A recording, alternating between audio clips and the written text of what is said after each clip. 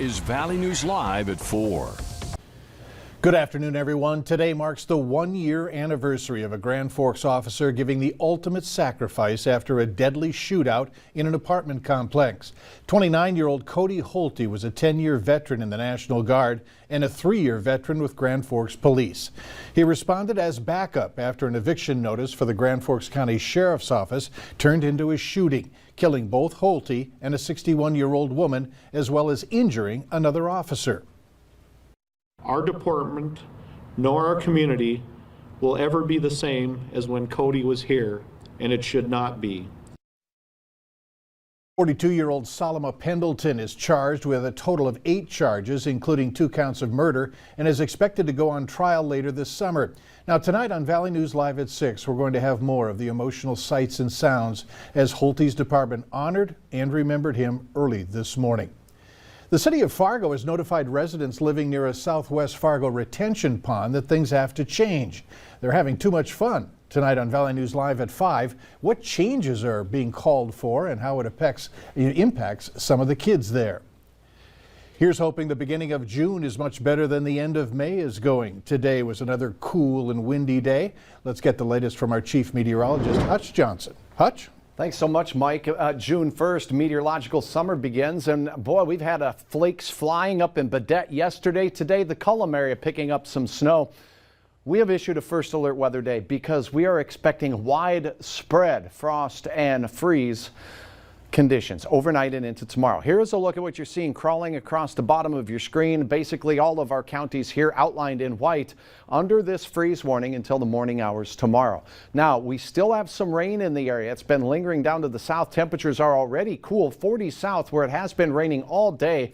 We remain dry in the central Red River Valley and points north with the warmer temperatures there. Here's what we're looking at. Showers that were flakes of snow out west near Cullum and west of Jamestown. Been raining in these parts throughout the better part of the day. These showers are going to continue. Now we need the skies to clear before we have a real good chance at seeing those temperatures plummet tonight. So if you are in one of these areas down south with clouds and showers, your chances of seeing the freezing temperatures lower. I'll explain where the chances are greatest and what the rest of the outlook holds for the holiday weekend ahead here in a moment. Let's hope it's a little better. It does look warmer, that's for sure. All right, thanks. Police in Grand Forks are investigating after a man turned up bloody at a downtown bar saying was hit by a train. It happened around 2 this morning. The injured man was identified as Cody Dauphinus. He was rushed to the hospital with a police call, a severe injury to his left arm. Anyone with information is asked to contact authorities. Call Grand Forks Police. Police are warning you of a high-risk sex offender in the area. 50-year-old Stephen Gibson currently lives at 2113 9th Avenue South. He stands 6 feet 4 inches tall and weighs 240 pounds. He has brown eyes and black hair. Now, Gibson was convicted of gross sexual imposition and child neglect back in 2016. High-risk offenders are considered the most likely to reoffend. Another high-risk sex offender has registered his address in West Fargo. Jason Dvorak is staying at 731 Main Avenue West. Police say he's 6 feet 2 inches tall, 200 pounds.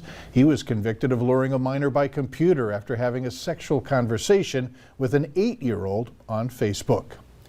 The area's SWAT team was called in this morning to execute a high-risk search warrant in South Fargo. It happened just after 7 in the 1600 block of 33rd Avenue South. We're told the unit was working with the narcotics investigators. 2 loud-sounding devices were used. SWAT was eventually called off the scene. The narcotics unit stayed to investigate. However, no one was arrested. Minnesota has launched a new incentive program to encourage people to get vaccinated. The Your Shot to Summer campaign is offering Minnesotans Visa gift cards and fishing licenses, as well as other incentives if they get a shot in the next 34 days. It aims to get the state closer to the 70% benchmark for herd immunity. The Department of Health says all you have to do is get your first dose and verify it online before July 1st. Then you'll be able to choose from a variety of prizes, including Visa cards, fishing licenses, and free admission to Minnesota parks and attractions. You can find more information on this campaign on our website, valleynewslive.com. Just click on this story. Getting your shot at CVS gets you a shot at scoring some nice prizes. The pharmacy chain announcing its hashtag One Step Closer sweepstakes for people who've gotten or plan to get a COVID vaccine shot through CVS Health. Prizes include cash cruises and coupons, as well as trips to the Super Bowl, Bermuda, and the 2022 NCAA Final Four. Other vacations are also up for grabs. You can enter starting June 1st by logging on to cvs.com and clicking on sweepstakes details on the red banner on the top of your screen. If you're looking for places to get the vaccine, here's some advice. Use our VNL Vaccine Tracker.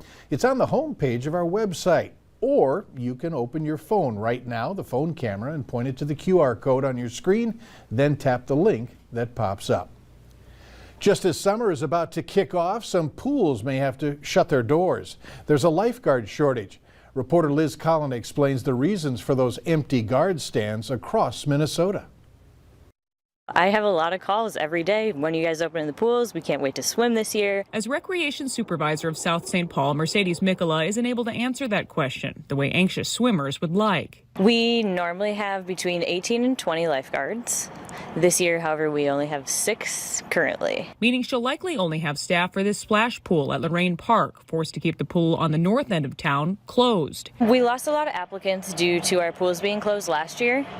So that's been quite the struggle. A lot of our old lifeguards have gotten new jobs because they needed a job over the summer. But you guys at the YMCA are really feeling the pinch too. Absolutely, we are. At 23 Y locations across the Twin Cities and Rochester, 400 lifeguard, swim instructor, and coaching positions remain open. Swim certifications expire after 2 years. 20 hours of training in most cases are also required first. The Y is offering special incentives to cover those costs and looking to pull from a new talent pool. But locations will likely be forced to limit some capacities come summer. We have raised our starting wage to $14.25. So that was done just prior to the summer. So we're trying to incent when it comes to pay. South St. Paul has also raised its hourly wage, as Mercedes still hopes their luck changes to keep their summer afloat. It's kind of heartbreaking that we just can't find the staff to lifeguard. In South St. Paul, Liz Collin, WCCO 4 News. Beaches, pools, and water parks across the country are doing everything they can to make sure that they've got enough lifeguards. Some companies even boosting wages and offering referral bonuses. The state of Minnesota is trying out a new plan to make intersections safer for pedestrians.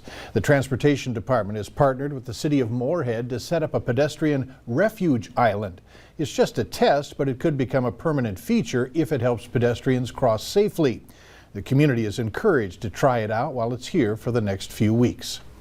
Graduation season kicks off in West Fargo tonight with the first of 3 ceremonies. 25 seniors will graduate from Community High School tonight at 7:30. That's in the West Fargo High School Theater. And about 600 more will graduate from Cheyenne and West Fargo High Schools during ceremonies on Sunday at 1 and 4 in the afternoon. With Memorial Day nearing, Bonanzaville is holding an early celebration for veterans. The event goes from 5:30 to 7. It's free for veterans and their families. Festivities include the landing of a UH-72A Lakota helicopter and a barbecue picnic prepared by veterans. Bonanzaville has also an exhibit on display highlighting military vehicles like the Huey helicopter and events like Pearl Harbor and D-Day. School will soon be out for good in Hendrum, Minnesota. Norman County West Elementary will be closing its doors tomorrow for the last time. We're told that enrollment has been down. Ada Borup and Norman County West school districts will be consolidating, and it will be known as the Ada Borup West School District. Kids who attend the elementary will be moved to another school depending on where they live. Later on Valley News Live at 4, why doctors are warning that the upcoming Olympics may be a bad idea.